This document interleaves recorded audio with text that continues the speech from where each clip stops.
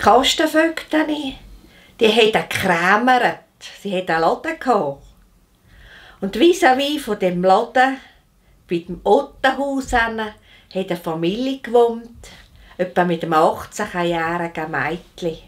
Das Mädchen ist ja hinter zu einer krämern und hat etwa Esswaren bei ihnen gekauft. Und die Kastenvögtchen hat einst zu ihr gesagt, «Willst du nicht etwa einmal ins Tanz gehen, in einem Schlaffentanz?»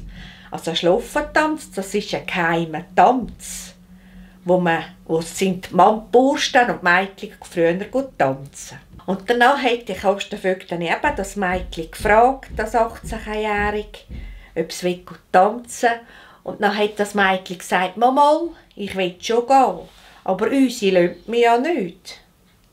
Dann hat die Kastenvögtchen gesagt, «Du musst an einem bestimmten Abend deine Schuhe und Strümpfe auf den Schopf raus tun. Und wenn es dann fährt auf timmern, komm dich dann reichen.» Und so haben sie es gemacht. Das Mädchen ist am Abend rausgetüsselt. Die Schuhe und die Strümpfe hat sie schon vorher auf den Schopf rausgestellt. Und dann hat sie die Kastenvögtchen geholt und sie sind miteinander an den Schlaffentanz gegangen. Dort hatte es einen Haufen Burschen und junge Mädchen. Und auch, es war ein Mann, der war angelegt wie ein Pfarrer.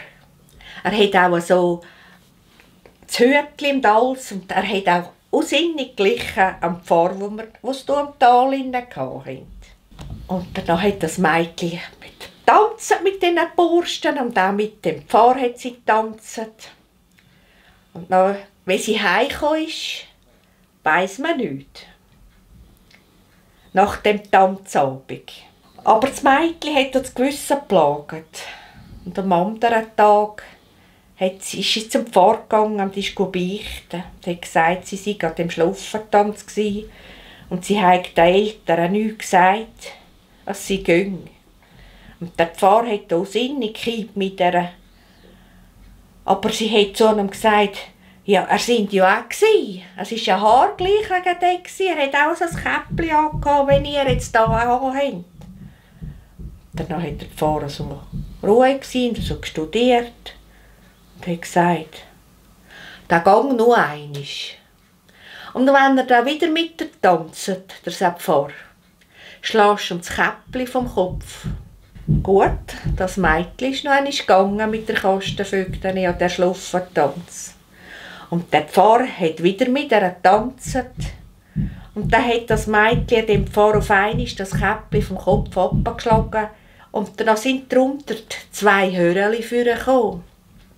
Also, es war der Teufel in Pfarrsgestalt.